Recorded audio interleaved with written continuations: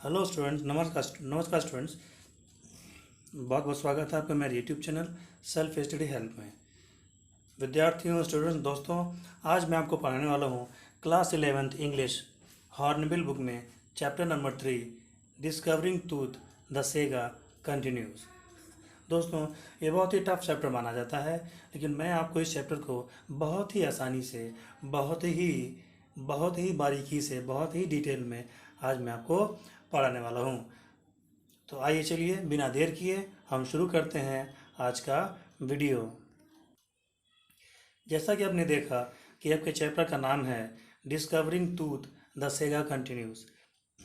तो discovering tooth का मतलब क्या हुआ? एक्चुअली ये जो कहानी है, ठीक है, ये मिस्र के राजाओं को फेरो कहा जाता था। फेरो, ठीक है, वो उनकी भाषा का वर्ड था, उनको फेरो कहा जाता था। तो तूतन खामेन नाम का एक फेरो यानी कि राजा हुआ करता था। तो वो राजा जब बहुत यंग था, उसने कुल मिला जुला के 9 साल शासन किए, ठीक है, और 20 या 22 साल की एज में ही उसकी मृत्यु हो गई। उसकी मृत्यु कैसे हुई, वो कैसे मारा? षड्यंत्र के थ्रू मारा कि नेचुरल डेथ मारा, प्राकृतिक रूप से उसकी मृत्यु हुई, या क्या हुआ, किसी ने मारा, गला रेता क्या किया, इसकी जांच या इसका पता आज तक नहीं लग पाया, ठीक है। तो ये जो कहानी है, ये जो आपका चैप्टर है, 1922 में ब्रिटेन के एक आपके पुरातत्ववेत्ता थे, आर्कियोलॉजिस्ट जिसे कहते हैं, ठीक है। आर्कियोलॉजिस्ट यानी जो पुरानी चीज़ों को खोजते हैं, जैसे हड़प्पा वगैरह सभ्यता की जब खुदाई हुई, ठीक है, पुरातात्विक विभाग जो होते हैं, ये आर्कियोलॉजिस्ट जो होते हैं, ये पुरानी चीज़ों को खोजते हैं। तो एक ब्रिटेन के एक आर्कियोलॉजिस्ट थे, पुरातात्विक विभाग के थे, जिनका नाम जॉन कार्टर था। तो कार्टर महोदय ने 1922 के आसपास ये तूतन खामिन की मकबरे को यानी उनकी कब्र को खोजा था। और जैसा कि आप जानते हैं कि मिस्र के लोग, प्राचीन इजिप्ट के लोग क्या करते थे कि उनका ऐसा मानना था कि जब आदमी की मृत्यु होती है, ठीक है, तो वो स्वर्ग जाता है, और एक कुछ समय बाद, ठीक है, फिर से वो उसका पुनर्जन्म होता है, फिर से वो जीवित होता है। इसलिए वो अपने राजा के साथ, ठीक है, जब राजा लोग मरते थे तो उनके साथ उनकी प्रिय वस्तुएं भी दफना दी जाती थी, ठीक है। जैसे उनको सोने चांदी से पूरा उनको लपेटा जाता था, उनकी प्रिय वस्तुएं, खाने पीने की सारी चीज़ें उनके सामने, जो भी उनकी प्रिय वस्तुएं होती थी, वो उसी कब्र में ही उनके साथ साथ दफना दी जाती थी। और जैसा कि आप ये भी जानते हैं कि प्राचीन मिस्र के लोग क्या करते थे, तो वो पिरामिड बनाते थे, उनके कब्र को एक पिरामिड कहा करते थे। तो जब इस कब्र की खुदाई हुई, जब इसको खोजा गया 1922 में ब्रिटिश पुरातात्विक विश्लेषक जॉन कार्टर महोदय के द्वारा, तो ये उसी समय की बातें बताई जा रही हैं। पूरा उस समय का चित्र आपके सामने खींचा जा रहा है, कैसे कैसे खोज हुई, कैसे खुदाई हुई, सबसे पहले किसने देखा, ठीक है। तो वो करते लोग क्या थे कि लाश को सुरक्षित रखने के लिए किसी विशेष प्रकार के लेप से लेपन करते थे, जिससे सालों तक उनके जो शव होते थे, उनकी जो लाशें होती थी, वो सुरक्षित रहती थी, सड़ती गलती वो नहीं थी। और उन्हीं लाशों को जिनको लेपन किया जाता था, उनको ममी बोला जाता था। आपने ममी पे बहुत ही फेमस हॉलीवुड मूवी भी बनी है, आपने देखा होगा। उनको कपड़े से लपेटा जाता था, उनके पूरे शरीर पे किसी खास द्रव का लेपन किया जाता था, ठीक है।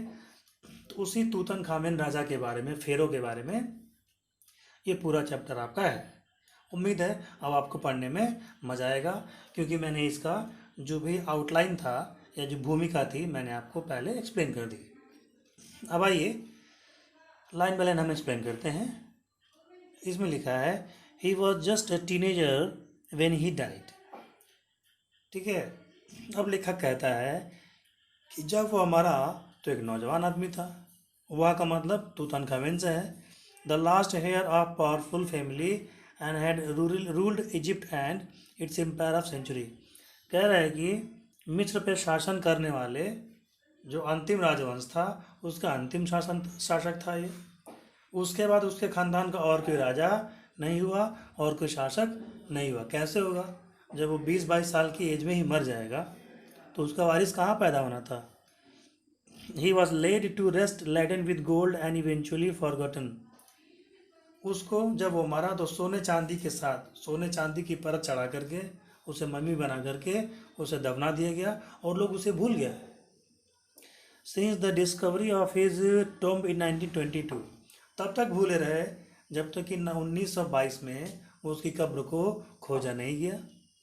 जब उसकी कब्र को दोबारा खोजा गया, उसकी मम्मी को बाहर निकाला गया, तो फिर से दुनिया को तूतनखामेन याद आया, फिर से उसके बारे में बातें शुरू होने लगी।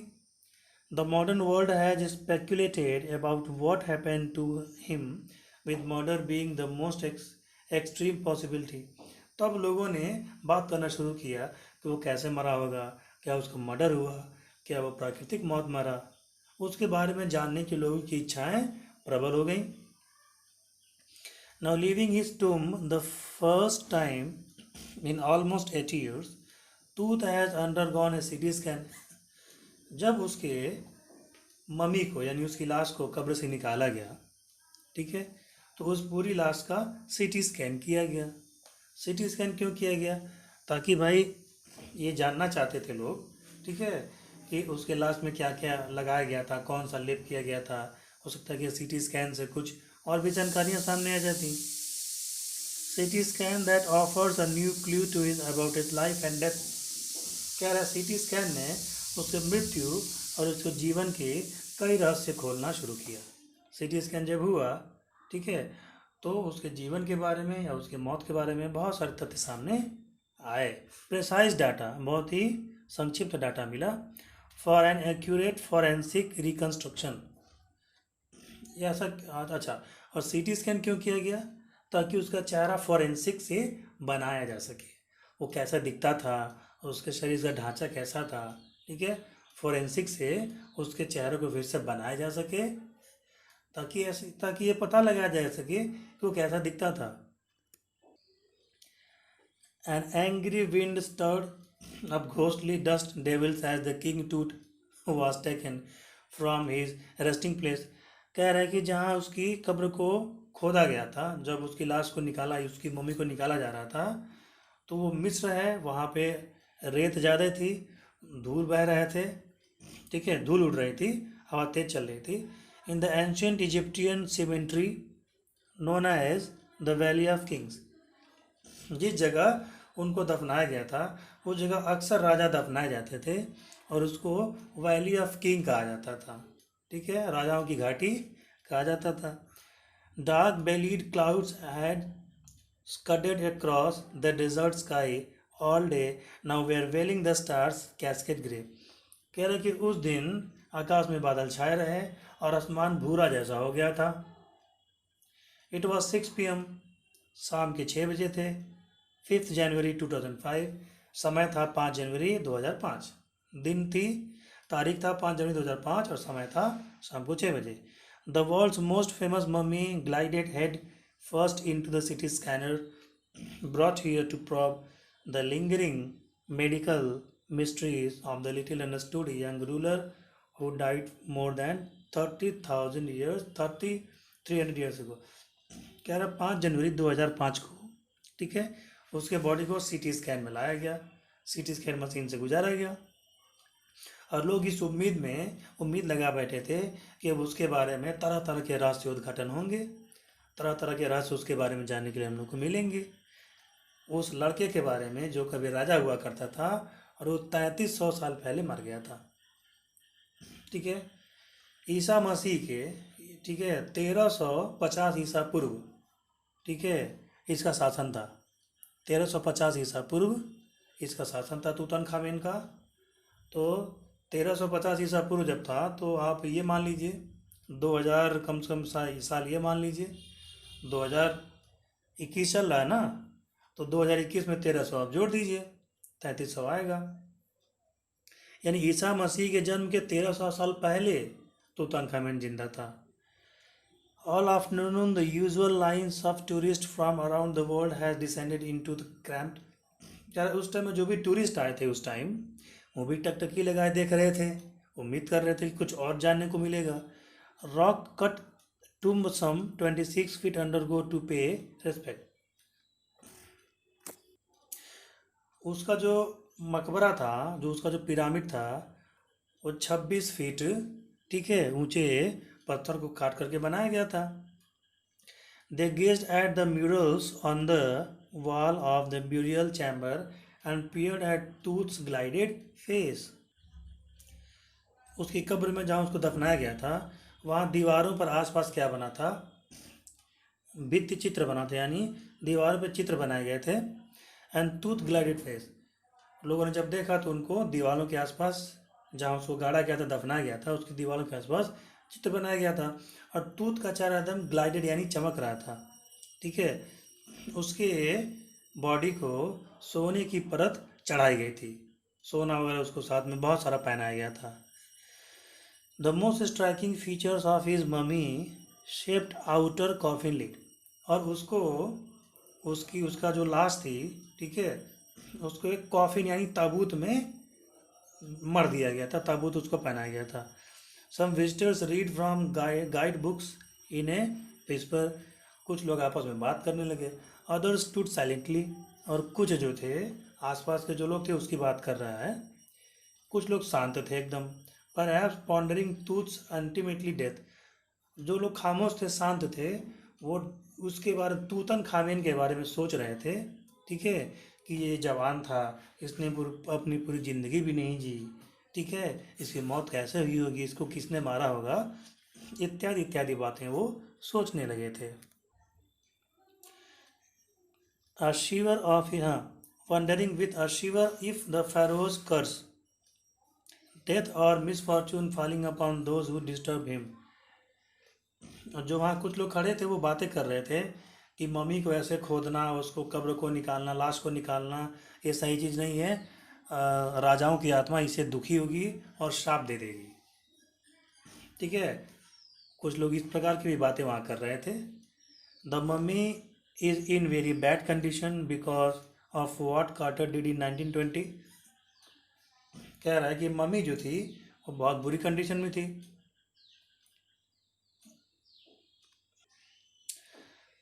और जाही हवास, जाही हवास साहब कौन थे भाई?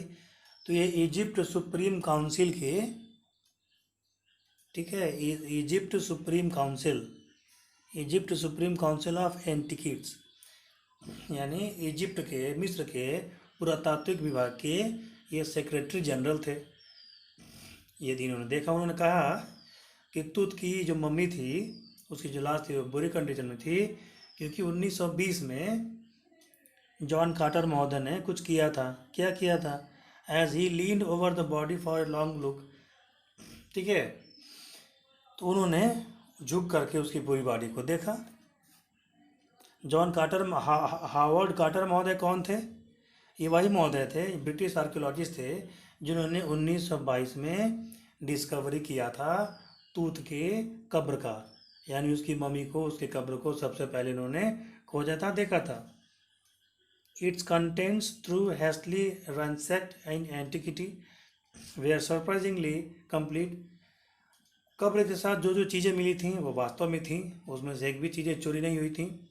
दे remain the richest royal collection ever found in have become part of pharaoh legend. और जो वस्तुएं मिली थी वो सभी सोने चांदी की थी, सभी महंगी वस्तुएं थी, जो ये बता रही थी कि तूतन खामेन, यानी जो फेरो हुआ करते थे, जो उस टाइम के तूतन खामेन के खानदान के जो राजा हुआ करते थे, वो बहुत विलासितापूर्ण यानी बहुत ही धनी जीवन वो जीते थे, क्योंकि जो वस्तुएं मिली थी वो बहुत कीमती मिली थी। ठीक है, सारी की सारी गोल्ड की बनी थी। Stunning art crafts of in gold, जो भी था सामान था वो गोल्ड में था, सोने का था, शुद्ध सोना था। The eternal brilliance mean to guarantee resurrection, और सोने चांदी की वस्तुएं जो वहाँ रखी गई थी निश्चित रूप से उस बात की तरफ इशारा करती थी, पुनर्जन्म की। मिस्र के लोग भी मानते थे कि राजा के जब पुनर्जन्म होगा तो उनको इन सब चीज़ों की ज़रूरत पड़ेगी, तो उनका जो भी प्रिय वस्तु होता था, सोना चांदी जो भी, उसके साथ ही वो उसमें क्या करते थे, कब्र में उनके सामने दफना दिया करते थे। Sensation at the time of discovery and still get most attention. आज जब ये वस्तुएं उनकी कब्र से मिल रही हैं, लोग जब उनको देख रहे हैं, तो ये तब भी उतने ही चर्चा के विषय हैं जितने पहले चर्चा के विषय थे। But tooth was also buried with, but tooth मतलब तूतनखामेन की बात कर रहा है। Tooth was also buried with everyday things he would want in afterlife. ठीक है, पुनर्जन्म, आफ्टर लाइफ मतलब जीवन के बाद जीवन, यानी पुनर्जन्म। जब दोबारा वो जिंदा हो जो होंगे, जब उनका पुनर्जन्म होगा, तो तूतनखामेन को भी चीज़ों की ज़रूरत पड़ेगी, इसलिए उनके साथ भी वो सभी प्रकार की चीज़ें दफनाई गई थी जो उनको चाहिए था या उस समय के हिसाब से ज़रूरी हुआ करता था।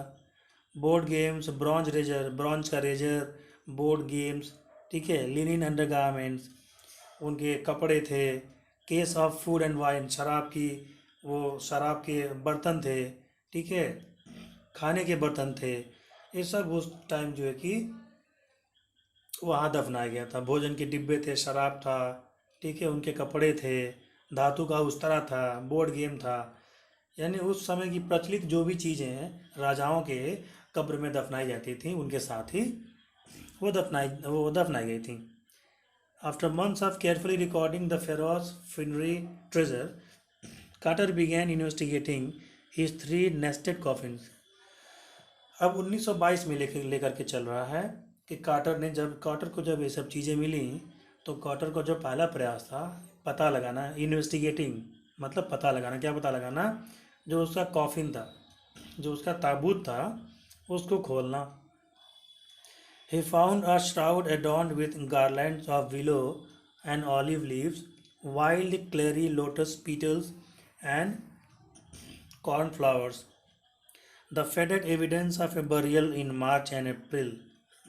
क्या कह रहा है, ध्यान से देखें आप लोग, क्या यहाँ कहा जा रहा है, कह रहा है, ठीक है, कि पहला ताबूत जब उन्होंने खोला तो उन्होंने कफन पाया, जो जैतून के पत्तों की माला उसमें थी, जंगली सेलेरी थी जो एक प्रकार की सब्जी हुआ करती है, कमल की पंखुड़ियाँ थी, कॉर्न फ्लावर भी उसमें था, ठीक है, ये सब चीज़ें उसमें रख करके दफनाई गई थी।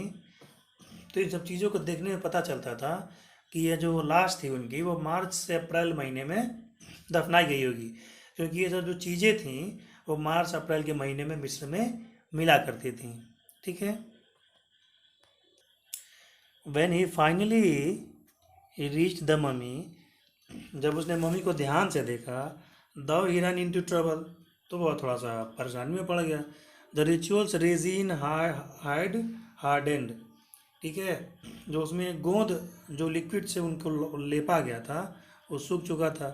Cementing tooth to the bottom of his solid gold coffin, और उस जो लेप हुआ था उनके बॉडी पे, उसने क्या किया था कि ताबूत से उनके शव को चिपका दिया था, गोंद का काम किया था।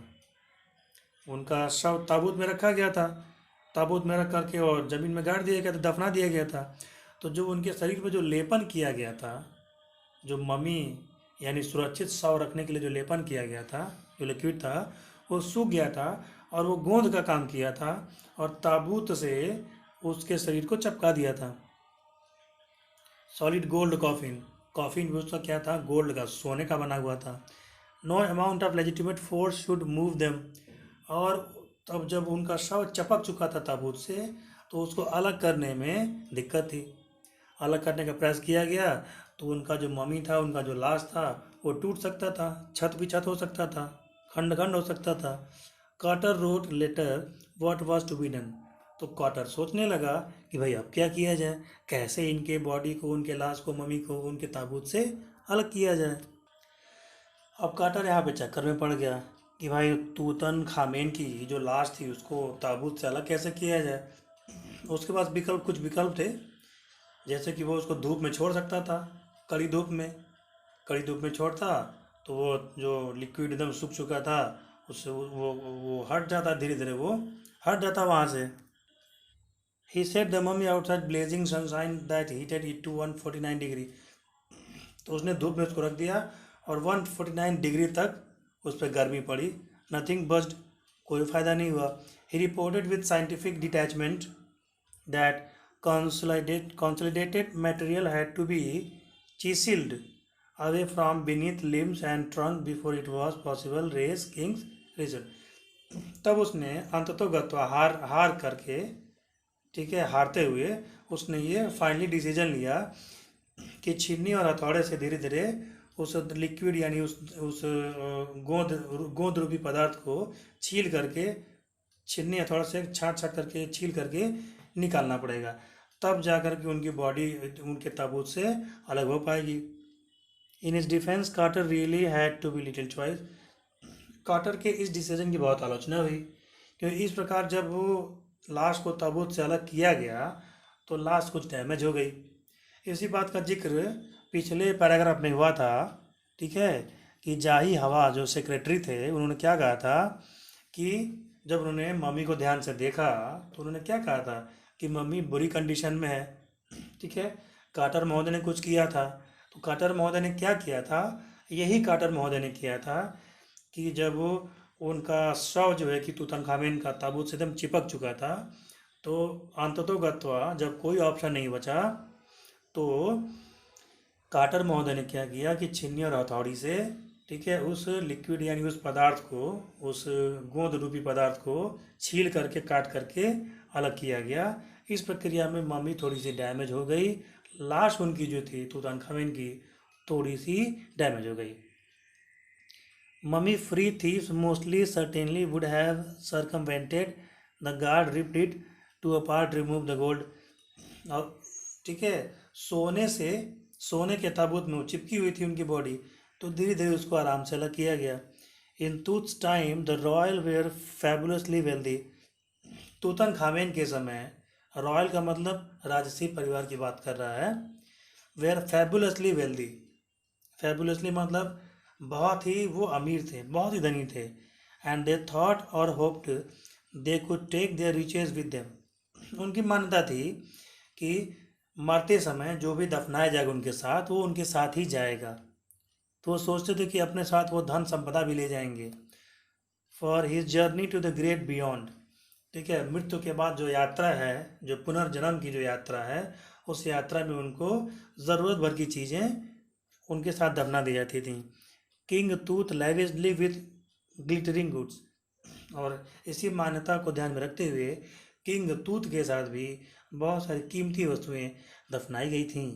प्रेशस कॉलर्स, कीमती कॉलर, इनलेड नेकलेस, बहुत ज़्यादा गले के हार उनको पहनाए गए थे, ब्रेसलेट भी उनको पहनाए गए थे, रिंग अंगूठियाँ पहनाई गई थीं, एंकलेट एंकलेट पहनाए गए थे, ceremonial apron, sandals, sheets for his fingers, नाना प्रकार के आभूषण उनको पहनाया गया। सर से पांव तक पूरा का पूरा कॉफिन उनका था कि सोने चांदी से भरा हुआ था, पूरा पूरा उनका भरा हुआ था सोने चांदी से। And all of pure gold, ठीक है, और जो भी था शुद्ध सोने का था। To separate Tut from the adornments, उनके आभूषणों को उनकी लाश से अलग करना था। Carter's man remove the mummy's head, Carter के लोगों ने मम्मी का सिर जो है कि अलग कर दिया। एंड सब नियरली इवन मेजर ज्वाइंट, और कुछ जो ज्वाइंट था उनको भी हटाया, थोड़ा हिल तोड़ दिया उसको। वंस दे हैड फिनिश, जब वो सब काम खत्म कर दिए, they resembled the remains on the layer of sand in the wooden box, तो उस वुडन बॉक्स में, ठीक है, कुछ धूल जैसा पड़ा हुआ था, उनको वो साफ किए। That can conceal the damage and the bed where tooth was rest, ठीक है, उसको भी जहाँ टूथ को लिटाया गया था उसको भी जगह को अच्छे से साफ किया गया। तूतनखामेन को ताबूत में जहाँ लिटाया गया था वो गद्दी नुमा उसको बनाया गया था, तो उसको भी आराम से जोड़ा गया, फिर से जो डैमेज था उसको ठीक किया गया और उनको उस जगह को अच्छे से साफ किया गया। और इस प्रकार से तूतनखामेन की जो बॉडी थी, जो मम्मी थी, वो ताबूत से अलग हो पाई, ठीक है। दोस्तों, लगता है कि ये चैप्टर बहुत लंबा जाएगा, चैप्टर बहुत लंबा है, ऑलरेडी 24 से 25 मिनट हो चुके हैं, और 20 या 25 मिनट से ज़्यादा मैं लंबा वीडियो बनाता नहीं हूँ, क्योंकि फिर वीडियो आप लोगों को अच्छा नहीं लगता है, ठीक है। ज़्यादा लंबा वीडियो होने से आप लोग उसको देखते नहीं और आपको मज़ा नहीं आता है, आप कंफर्टेबल नहीं रहते हैं, ठीक है। तो ये वीडियो आपको पसंद आया हो, एक्सप्लेनेशन आपको समझ में आया हो, आपको अच्छा लगा हो, तो इस वीडियो को लाइक करिए और अधिक से अधिक लोगों में, अपने दोस्तों में, मित्रों में, ठीक है, अपने रिलेटिव्स में इस वीडियो को अधिक से अधिक आप शेयर करें। तो जल्दी मिलते हैं आपसे इसके सेकंड पार्ट, जो इसका बचा हुआ जो चैप्टर है वो मैं आपको इसके दूसरे पार्ट में मैं आपको एक्सप्लेन करूँगा, ठीक है मित्रों। जिन लोगों ने इसके पिछले चैप्टर्स नहीं देखे हैं, अभी मैं तीसरा चैप्टर एक्सप्लेन कर रहा हूँ, ठीक है। वो क्या करेंगे कि मैं वीडियो के डिस्क्रिप्शन में उसका लिंक डाल दूंगा, बाकी वीडियोस भी आप उस लिंक पे जा करके देख सकते हैं, ठीक है। तब तक के लिए इजाज़त दीजिए, मिलते हैं अगली वीडियो में, तब तक के लिए जय हिंद, जय भारत।